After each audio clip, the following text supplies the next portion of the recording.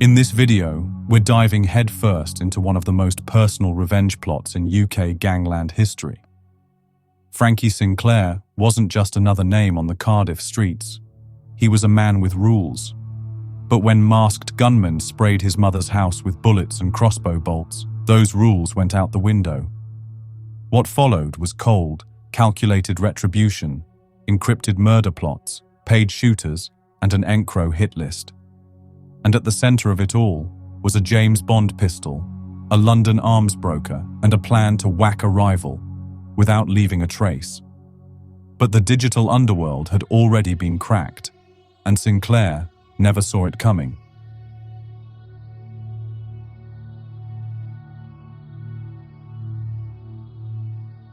It was just after sunset, on a quiet residential street in Cardiff, late March 2020. The last of the daylight had faded, and most of the neighbors were settling in for the night. But at one house, everything was about to change. A van crept down the road, engine low, its headlights off. Inside were three masked men, locked and loaded, ready to spray the house. They didn't say a word. They didn't need to. They stepped out, approached the front of the house, and opened fire.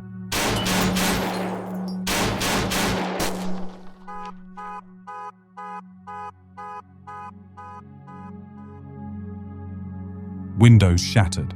The front door splintered. The silence of the street was broken by violence that had no warning. Inside, a mother dropped to the floor as gunfire tore through her home. The attackers disappeared just as quickly as they came, leaving behind chaos, fear, and a message. This wasn't just a random shooting. This was personal. The house belonged to the mother of Frankie Sinclair, a well-known figure in Cardiff's underworld. And in that world, going after someone's mum wasn't business. It was disrespect. And for Frankie Sinclair, it meant one thing: revenge. Frankie's name had cropped up in plenty of major investigations in South Wales. Detectives didn't always have evidence, but his shadow was there. He was what officers called a facilitator. If something was happening on the street, Frankie either knew about it or had made it happen. He'd already stacked up 43 convictions for 95 offences. But the image he put out wasn't of a career criminal stashing cash out of sight. He was flash, high-end cars, expensive clothes and designer watches. To the younger kids on the estate, he looked like everything the streets promised.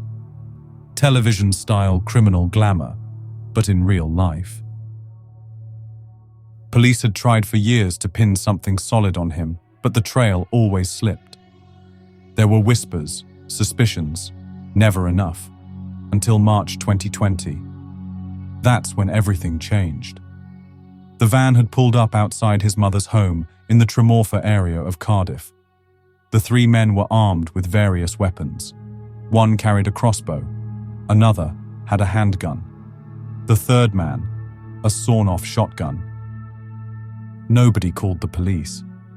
When they eventually found out and started the investigation, they were met with a wall of silence. No neighbors could say for sure what they'd heard. When officers arrived, the house itself had a brand new window.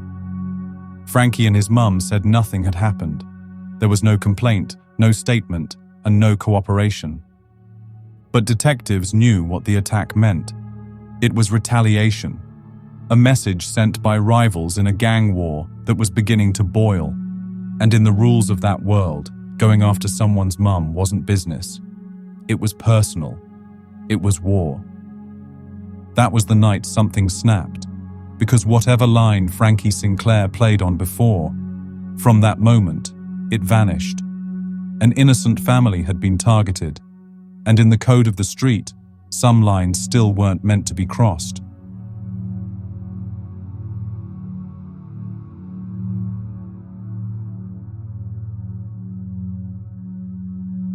By 2020, the capital of Wales was fractured by turf disputes and shifting alliances in its local drug trade.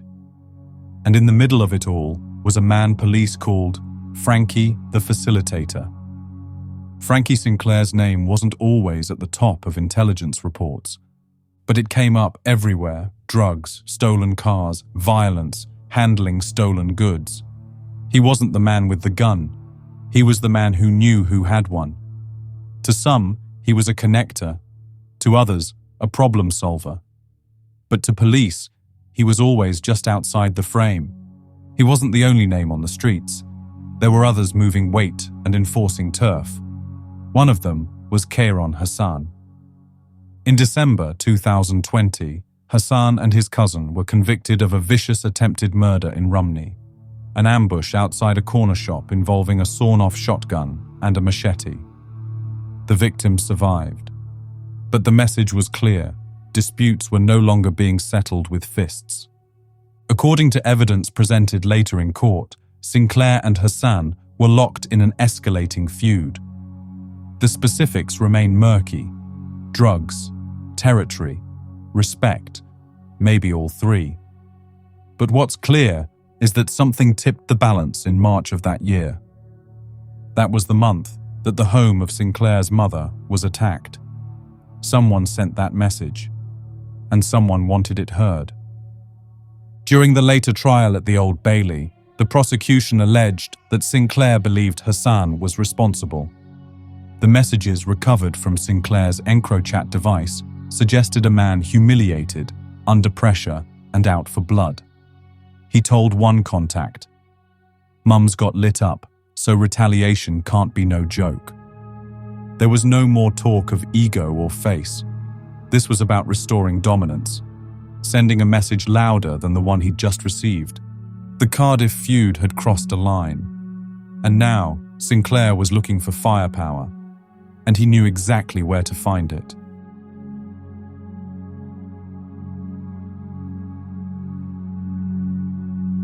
When Frankie Sinclair made the decision to retaliate, he didn't go local. He went straight to London, to a man known in encrypted circles as Usual Wolf. His real name was Paul Fontaine, a 36-year-old from Hackney. On paper, Fontaine looked like a low-level operator, described in court as a street dealer, still living at home with his father.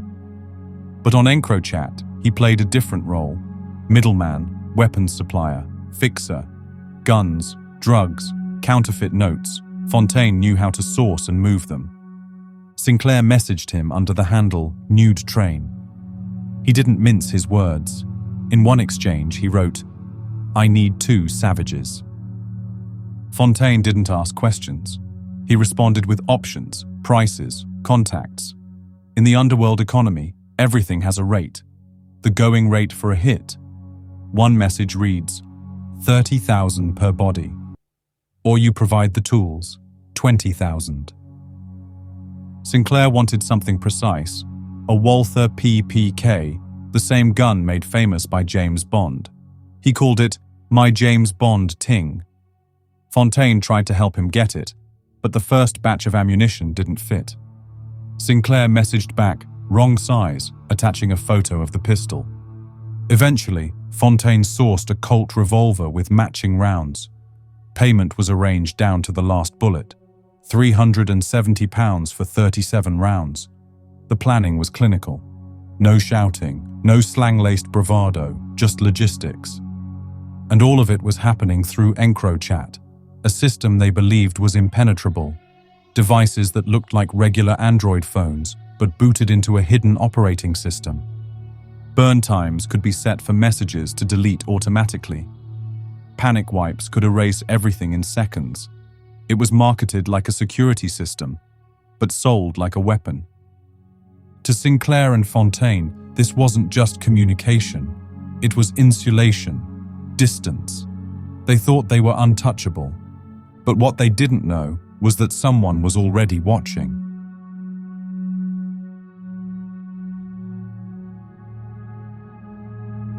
By early April 2020, the planning was no longer theoretical. Frankie Sinclair had the motive. Paul Fontaine had the connections. And through EncroChat, the two men built a plot, one message at a time. The intended target, according to prosecution claims, was Kairon Hassan, a rival gangster, allegedly linked to the earlier attack on Sinclair's mother's home. The goal: take him out permanently. Sinclair didn't hold back in his phrasing. "He want to duppy," Fontaine wrote to a contact. In street slang, duppy means to ghost someone, to kill. The contact, going by the name Chestbridge, was blunt: 30,000 per body, all in. Or you provide the tools, and 20K. Sinclair had already acquired the Walther PPK, but swapped it for the Colt revolver. All of this was happening in real time on Encro. To Sinclair and Fontaine, it was just business, clinical, precise, and detached. But to the police, who were silently watching every message through a hacked network, it was enough to map out a murder before it happened. A hit, arranged on a device that was sold as secure. A murder plot, built-in messages that read more like invoices than threats. The guns were real, the target was named, and now the plan seemed to be in motion. But the police couldn't just wait for the trigger to be pulled.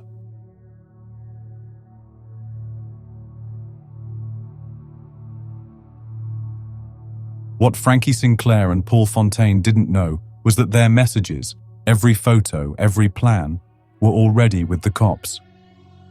Through a brief but devastating breach of the EncroChat network, law enforcement agencies across Europe were suddenly inside thousands of supposedly secure devices.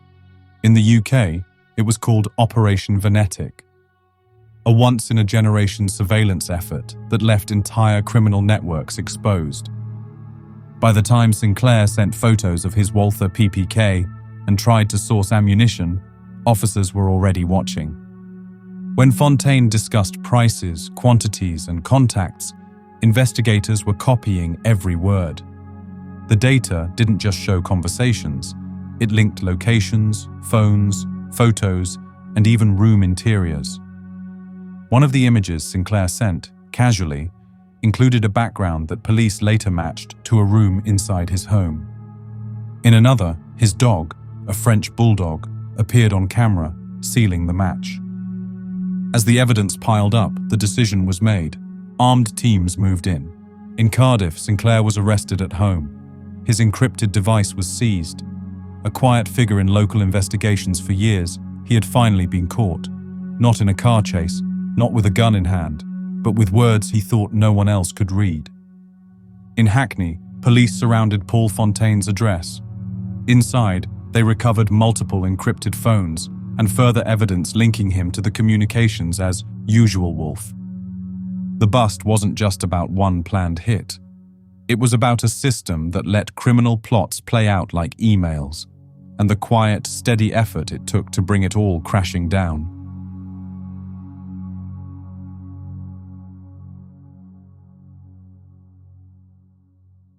In early 2022, the case of Frankie Sinclair and Paul Fontaine reached the Old Bailey. But this wasn't just another Gangland trial. It was the first time a UK jury would hear a full murder conspiracy case built almost entirely from encrypted phone evidence. The messages weren't vague. They were blunt, direct, and filled with details.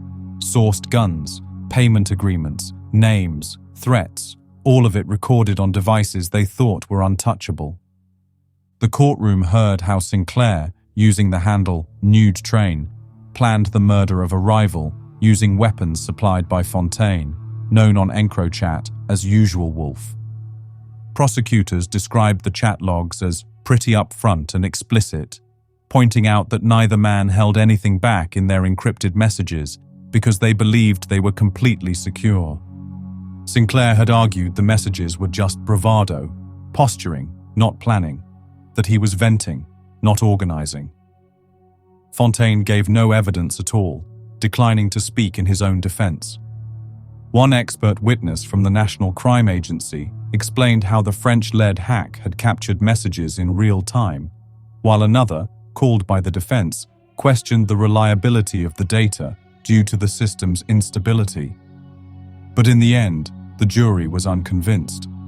After more than 14 hours of deliberation, the verdict came down: guilty. Sinclair and Fontaine were convicted of conspiracy to murder, the first convictions of their kind in Britain, based solely on EncroChat messages. It was a landmark ruling, and it sent a clear message. Encrypted didn't mean invisible. Both men were handed life sentences, with a minimum of 18 years behind bars. For police, it marked the end of a 5-year chase. For the criminal world, it was a turning point. Proof that conversations once thought safe were now evidence, played out in full before a jury. For decades, the criminal world had its own logic. Brutal, but governed by rules. Certain lines weren't crossed. Certain acts, no matter the beef, were off limits.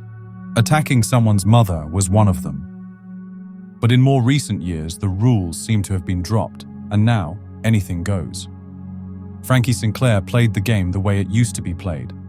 He built himself on favors, fear, and presence.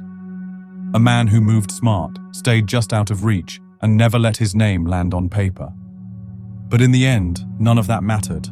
Because the system he thought protected him, the secrecy he believed he'd bought, turned on him.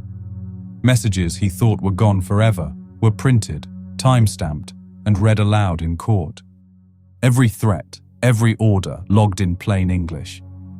Sinclair went down believing he played it right, but the streets had already changed, and by the time he realized, it was too late. You can run encrypted phones, you can use fake names, and you can source a pistol in London, price a body like a product.